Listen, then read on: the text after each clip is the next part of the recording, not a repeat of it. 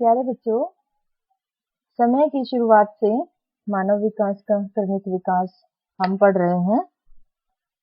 आज हम आधुनिक मनुष्यों की उत्पत्ति के बारे में दो मॉडल पढ़ेंगे बच्चों।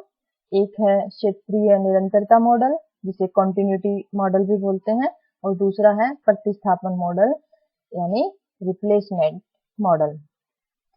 क्षेत्रीय निरंतरता मॉडल के अंतर्गत जो पॉइंट पुरातत्वविद या इतिहासकार देते हैं वो ये कि मानव का जन्म अफ्रीका, यूरोप और एशिया के भिन्न भिन्न क्षेत्रों में हुआ, अलग अलग समय पर अलग अलग स्थानों पर हुआ।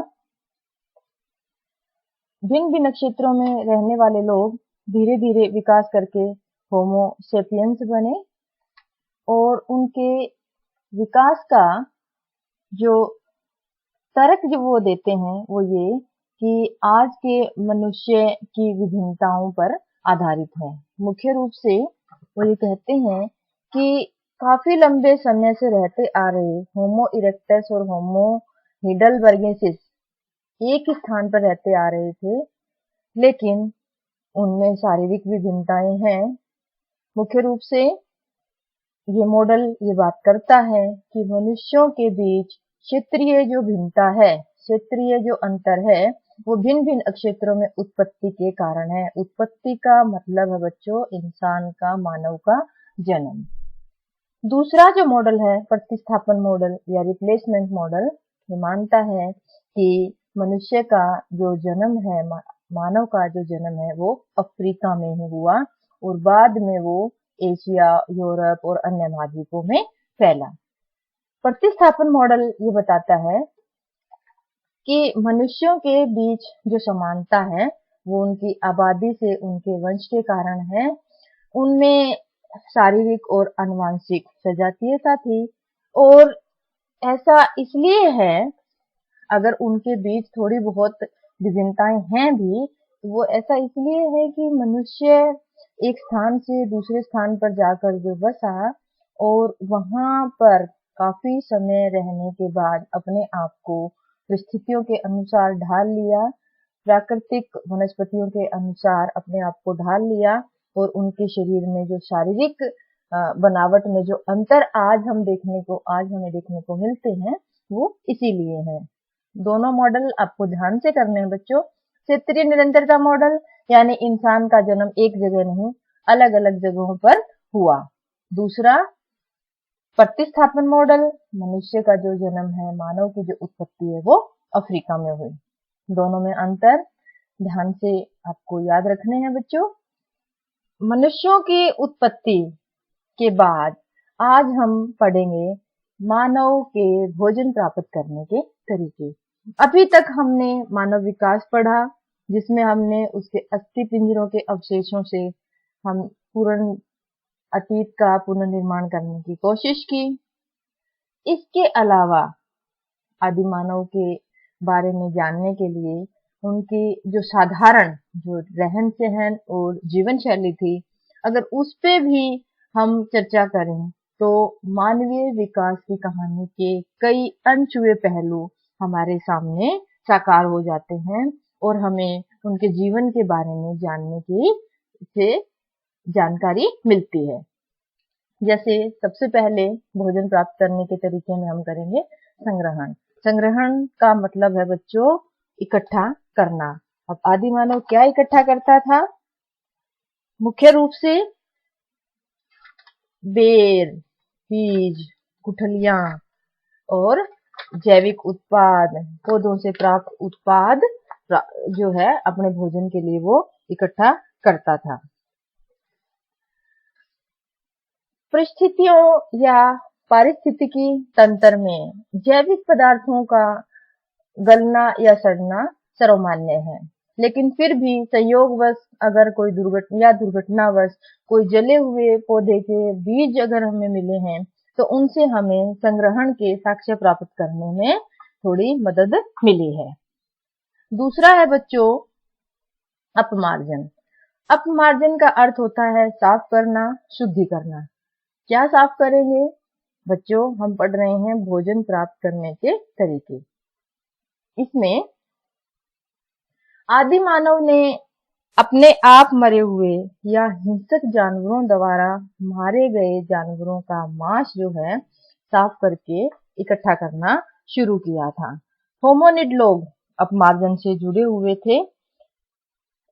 इसके अलावा वे लोग स्तनपायी जानवरों जैसे चूहे, छछूंदर, जैसे कृंतक, पक्षी, श्रीसर्प, कीड़े मकोड़े आदि भी खाते थे। तो दूसरा पॉइंट था अपमार्जन। तीसरा है शिकार। लगभग 5 लाख साल पहले इंसान ने शिकार करना शुरू किया था।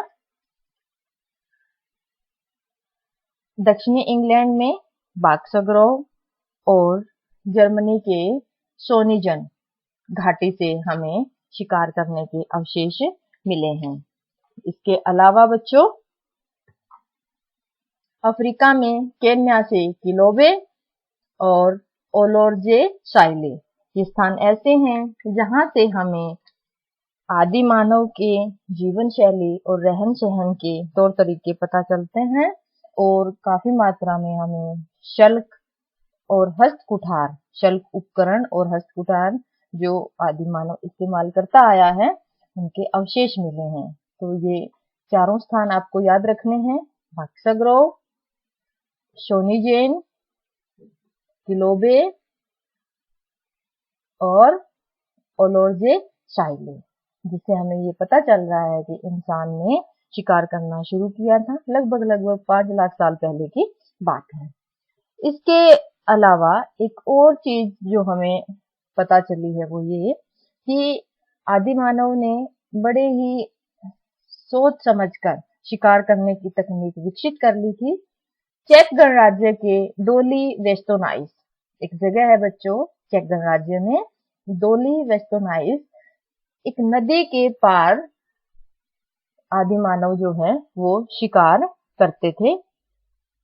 अब योजनाबद्ध तरीके से करते थे, इसका पता इसलिए चलता है बच्चों कि रेंडियर और घोड़े बसंत और पतझड़ की ऋतु में अपना स्थान बदल लेते थे और स्थान बदलने के बाद नदी पार जाने पर बड़ी संख्या में आदि मानव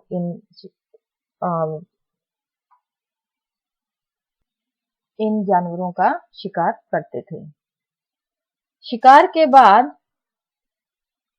मछली पकड़ना लास्ट जो पॉइंट है हमारा भोजन प्राप्त करने के तरीके में। आदि मानव ने मछली पकड़ने की तकनीक दी। मछलियों की हड्डियां मिली हैं जिससे हमें पता चलता है कि आदि मानव मछलियां पकड़कर भी अपना पेट भरता था। 4 पॉइंट अभी तक हमने डिस्कस किए हैं बच्चों। संग्रहण यानी भोजन इकट्ठा करना, दूसरा अपमार्जन यानी मरे हुए जानवरों को साफ करके उनका मांस इस्तेमाल करना खाने के लिए, तीसरा शिकार करना, शिकार लगभग 5 लाख साल पहले शुरू हुआ और आपको वो चारों स्थान भी याद रखने हैं, और लास्ट है मछली पकड़ना। भोजन प्राप्त करने के तरीके के बाद हमने आदि मानव के जो जीवन शैली और रहन सहन प्राप्त जो जानकारी प्राप्त करी है, उसके बाद हमें ये याद रखना है कि इंसान का जो आवास था, प्रारंभिक मानव का या आदि मानव का जो आवास था, हमने पढ़ा है कि शुरुआत से बंदर से, प्राइमेट से जो आदि मानव का विकास हुआ जब तक हम होमो सेपियंस बने, ये हमने उनका पूरा इतिहास, क्रमिक विकास हमने पढ़ा है। तो शुरुआत में इंसान पेड़ों पे रहता था, ये हम सबको ज्ञात है। पेड़ों से गुफाओं में और फिर खुले स्थानों पर आदि मानव का जो भ्रमण है या जो उसका विकास है या जो स्थान बदलने की जो उसकी प्रक्रिया है वो कितनी लंबी चली, इसका अध्ययन आज हम करेंगे। लगभग 4 लाख से 1,25,000 साल पहले आदि मानव ने गुफाओं में और खुले क्षेत्रों में रहना शुरू किया। साक्ष्य क्या है बच्चों? दक्षिणी फ्रांस की लरजेट गुफा की दीवार से हमें एक निवास स्थान मिला है। ये लरजेट गुफा की दीवार के साथ एक निवास स्थान मिला है जिसमें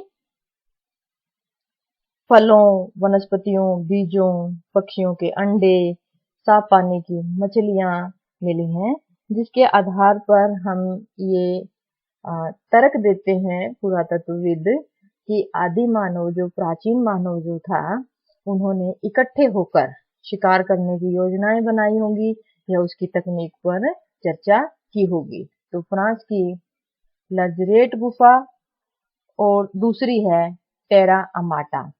यहाँ पर एक घास फूस की झोपड़ी मिली है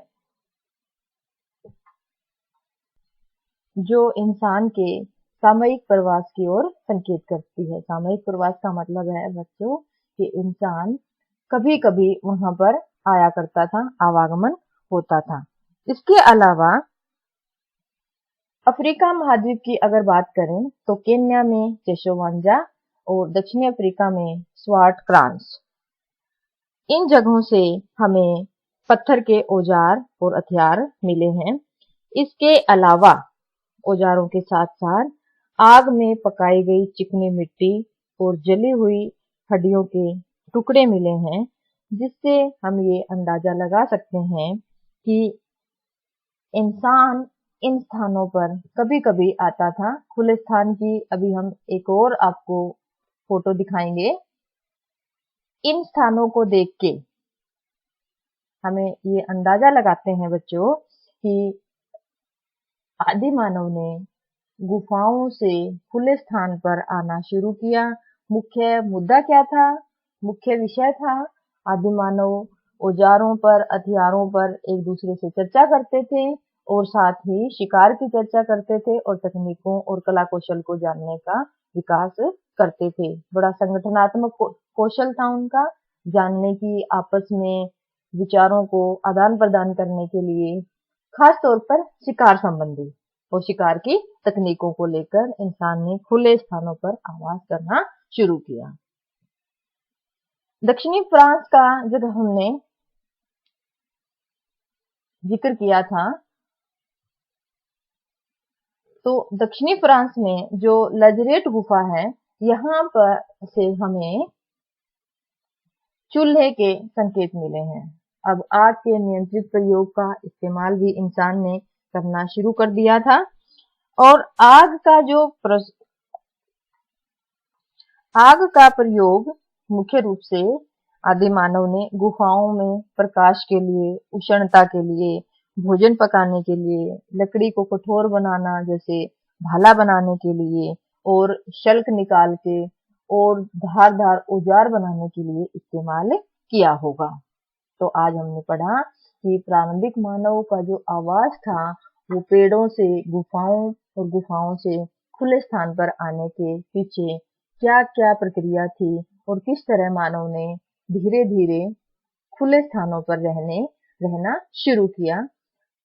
मानव के क्रमिक विकास की इस कहानी को आपको ध्यान से सुनना है, पढ़ना है बच्चों, मंथन करना है। नेक्स्ट टॉपिक में हम प्रारंभिक मानव के औजार और भाषा व संचार का विकास पढ़ेंगे। तब तक आप इस विषय को अच्छे से सोचिए, विश्व मानचित्र पर निगाहें दौड़ाएं। सारे महाद्वीप आपको आने बहुत जरूरी है बच्चों, क्योंकि हमारी जो पुस्तक है उसका नाम है विश्व इतिहास के कुछ तथ्य। तो विश्व इतिहास को जानने के लिए सबसे पहले विश्व को जानना जरूरी है, उनके देशों को जानना जरूरी है बच्चों। इतिहास आपको तभी समझ आएगा जब आपको भूगोल की पूर्ण जानकारी हो। एक साथ 2 सब्जेक्ट हाथ चलाने पड़ेंगे आपको। आशा है आपने ये ध्यान से सुना होगा। धन्यवाद।